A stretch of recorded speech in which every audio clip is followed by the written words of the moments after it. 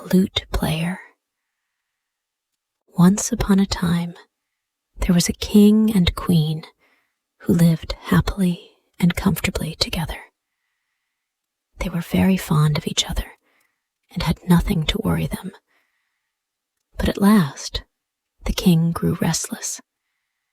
He longed to go out into the world, to try his strength in battle against some enemy, and to win all kinds of honor and glory. So he called his army together and gave orders to start for a distant country where a heathen king ruled who ill-treated or tormented everyone he could lay his hands on. The king then gave his parting orders and wise advice to his ministers, took a tender leave of his wife, and set off with his army across the seas.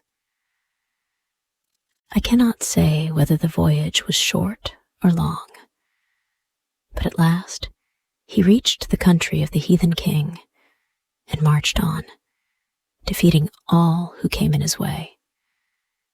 But this did not last long, for in time he came to a mountain pass where a large army was waiting for him, who put his soldiers to flight and took the king himself prisoner.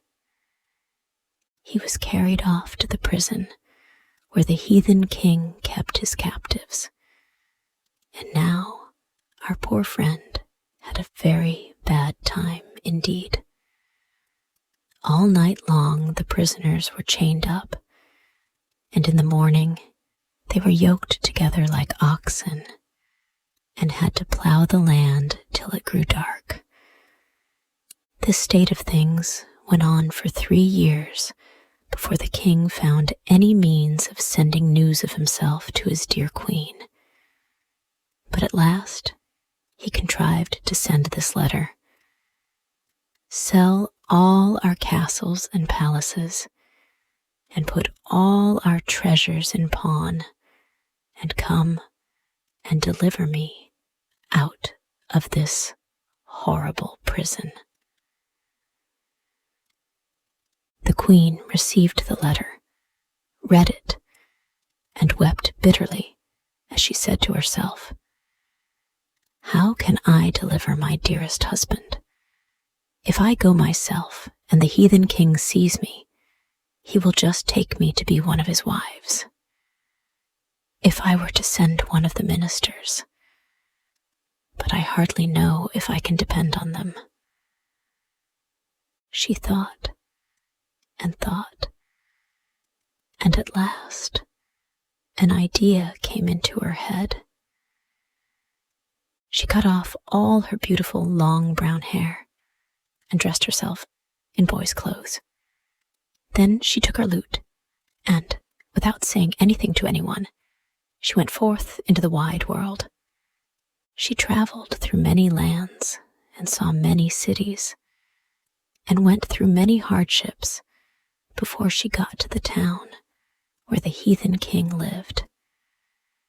When she got there, she walked all round the palace, and at the back she saw the prison. Then she went into the great court in front of the palace, and taking her lute in her hand, she began to play so beautifully that one felt as though one could never hear enough.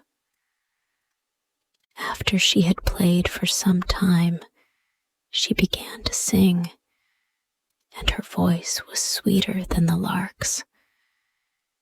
No sooner had the heathen king heard this touching song sung by such a lovely voice than he had the singer brought before him.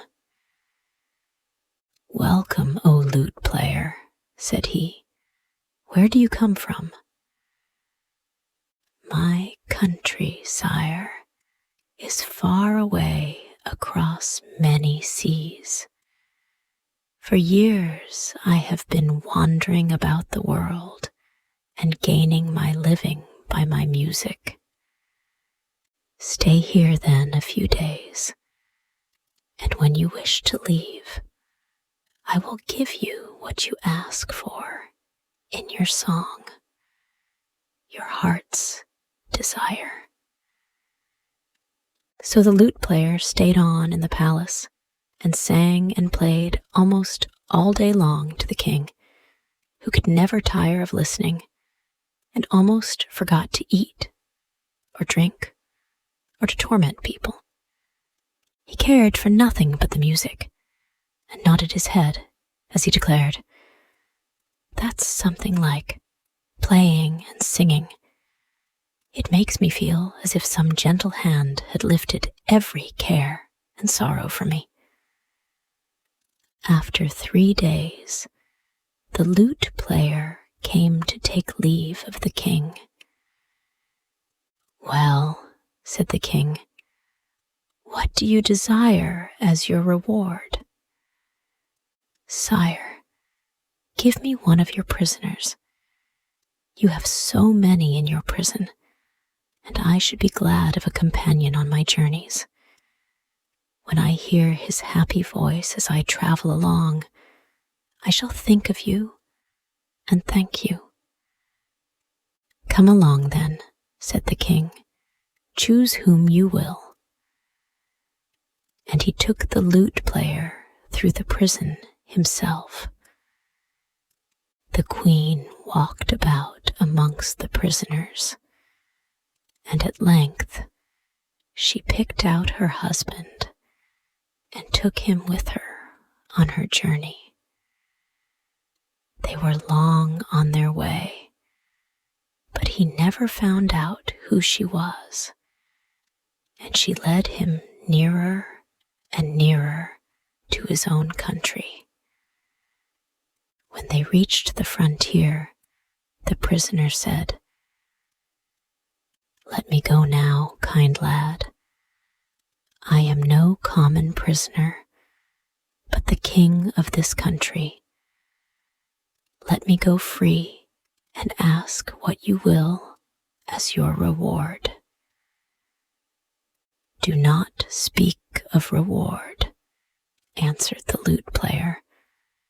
"Go in peace." "Then come with me, dear boy, and be my guest. When the proper time comes, I shall be at your palace," was the reply.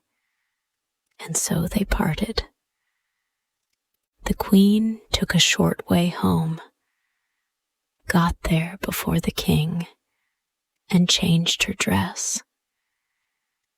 An hour later, all the people in the palace were running to and fro and crying out, "Our king has come back. Our king has returned to us." The king greeted everyone very kindly, but he would not so much as look at the queen. Then he called all his council and ministers together and said to them, "See what sort of a wife I have. Here she is falling on my neck, but when I was pining in prison and sent her word of it, she did nothing to help me." And his council answered with one voice, "Sire, when news was brought from you, the queen disappeared, and no one knew where she went. She only returned today." Then the king was very angry and cried, "Judge my faithless wife. Never would you have seen your king again if a young lute player had not delivered him. I shall remember him with love and gratitude as long as I live." Whilst the king was sitting with his council, the queen found time to disguise herself. She took her lute, and slipping into the court in front of the palace, she sang, clear and sweet. As soon as the king heard this song, he ran out to meet the lute player, took him by the hand, and led him into the palace. "Here," he cried, "is the boy who released me from my prison. And now, my true friend, I will indeed give you your heart's desire. I am sure you will not be less generous than the heathen king was, sire. I ask of you what I asked and obtained from him. But this time, I don't mean to give up what I get. I want you, yourself." And as she spoke, she threw off her long cloak, and everyone saw it was the queen. Who can tell how happy the king was? In the joy of his heart, he gave a great feast to the whole world, and the whole world came and rejoiced with him for a whole week. I was there too, and ate and drank many good things. I shan't forget that feast as long as I live.